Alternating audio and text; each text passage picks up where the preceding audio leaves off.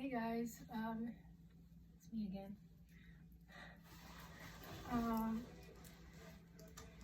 Today, and most of these videos are kind of just like random things that I think of that I feel like I need to talk about. This one is going to be about how most disorders have underlying symptoms and other disorders as well involved in them, like schizophrenia, for example. I've been learning a lot of things throughout my life about mental health issues. I've been in therapy all of my life. I've been in psychiatrist offices all of my life. I've been in psych hospitals all of my life. I've dealt with a lot of things revolving around the brain, about mental illness, about anything that just has to do with psychology. And I think that's one of the reasons why I feel like I need to get into psychology.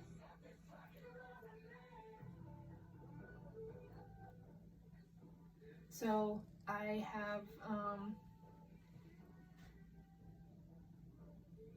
I wanted to talk about the different things that are involved in schizophrenia. So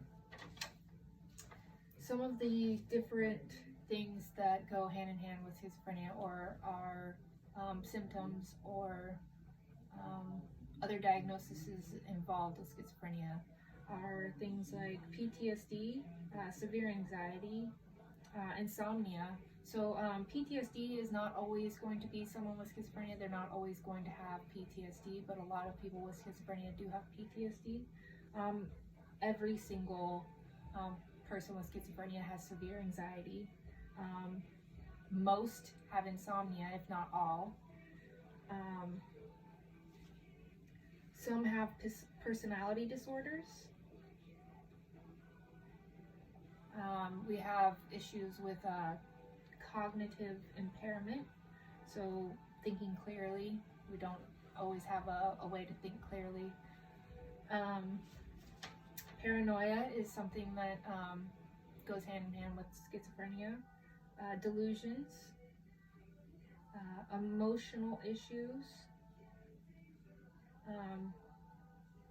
Delusions definitely go hand in hand. Emotional issues, I think it depends on the person. Let's see, some of them have ADD because of the whole cognitive impairment. There's also people who can't focus, and that's a common symptom of schizophrenia, is people who can't focus on one thing because there's so many things happening in their brain, things that you can't see, you can't hear, you can't feel. Those things are there's so many different things, not just the things around them already, in your reality, but the things that are outside of that. It's hard to focus on one thing. And so because of that, they have a attention deficit disorder a lot of times.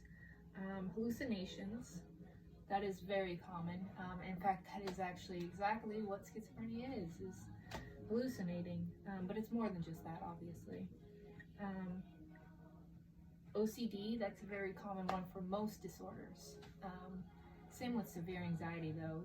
It's very common with most disorders to have anxiety. It's also very common to have OCD because if there's an issue, people try to gain control over themselves or over their surroundings, again, in a different way, because they can't seem to gain control in the ways that they need to. And the way to gain control is obsessing over certain things. OCD is obsessive compulsive disorder. So yeah, that's, they need to gain that control back and get a hold of those things so that they can feel like at least they have somewhat of a reign on things. Schizophrenia also has issues with memory and speech issues. A lot of people, when they get severe into psychosis, or even just sometimes when they're dealing with psychosis or issues, it's hard to have those words that come to you because you have so many other things that are going on, so many different words that are already being thrown at you, different things that are happening, and it's hard to have a good speech pattern at that time. I've noticed that I've been having a lot more issues because of this quarantine, because I'm stuck in the house with not much to do. It's one of the reasons why I'm trying to make these videos. Not the only reason, obviously. I also want to remind people I'm actually going to shorten my videos now to like 15 minutes, not remind people. I want to let you know. I'm shortening my videos because I got a recommendation from someone, and I wanted to try and keep it so that people actually can watch the full video. But if you haven't already, please do watch my hallucinations video, because even though it's very long, you can take time multiple times to watch it. But I would gladly appreciate that, because it is a good video that describes a lot of the things that happen when someone is in psychosis. So I feel like another reason why schizophrenics have insomnia is because there's so many things that are scary. I mean, there's a lot of reasons, actually. I know that sometimes, because of the things that are happening, I almost have to sleep with my eyes open, and I've done that many times where I fall asleep with my eyes wide open, and people are like, where is she? You know, and I'm like, it's almost like you're zoned out, but you literally, like, your brain just stops, like, not completely stops, but you are asleep. Obviously, our brain can't completely stop, otherwise it would be dead, right? I think so.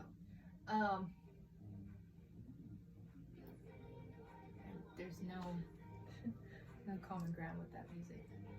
It's either nothing or too much. So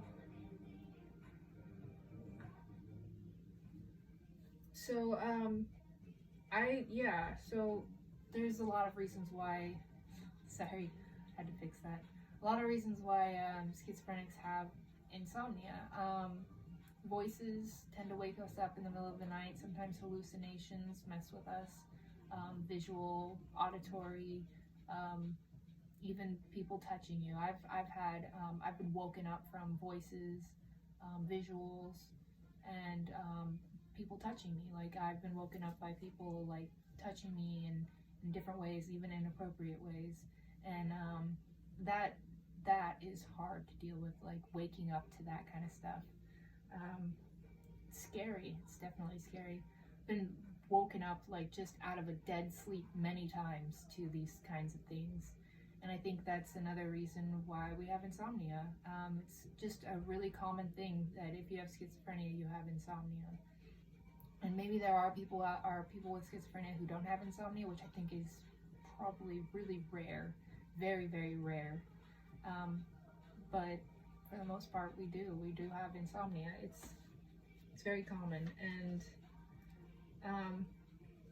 I have other diagnoses outside of schizophrenia. Like, I have the PTSD, which is one that, like, they identify it as different, but there's a lot of things underneath schizophrenia that they don't have to identify as different disorders, like anxiety, paranoia, delusions, all those fun things there.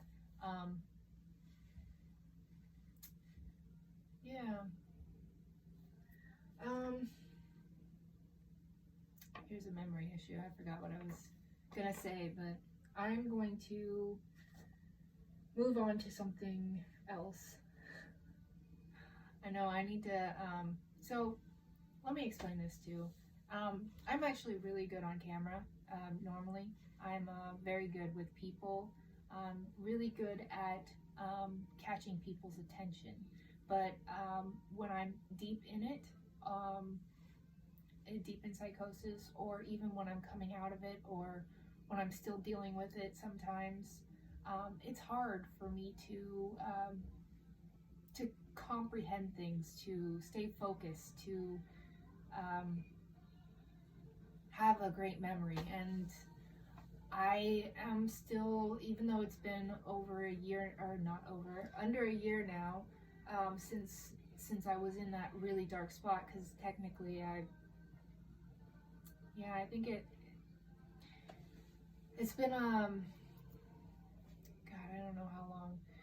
Since I was in that really dark spot, the darkest spot of all, and then when I came out of that, I was still dealing with it for quite a few months. So um, it's hard because I still have to try and gain back control over myself and the things that I'm hearing, seeing, whatever. I have to be able to get back to the place where I was. And I don't know, I think that's one of the fears that I have, is that I'll never get back to that place where I was able to be good with people, to be funny and have everybody, catch everyone's attention with my humor or my charm or whatever, or to be able to have good conversations where I comprehend everything that's being said and they comprehend everything that I'm telling them because I can explain it in the best way.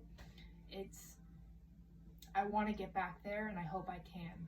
I'm scared that I can't. I'm scared that I'm always scared of this, that it's going to be the last time that I ever feel good again, or the last time that I ever feel that person again. What if it's changed me so much that I never get back to that person? What if I can't do certain things ever again because of the things that have happened? I get stuck in that, and I know I need to think positive, because if I think positive things will happen. And I'm working on that. I'm working very hard. One thing that I forget to mention all the time to people, because I think that it is necessary to talk about, is that we all need reality checks. Not all.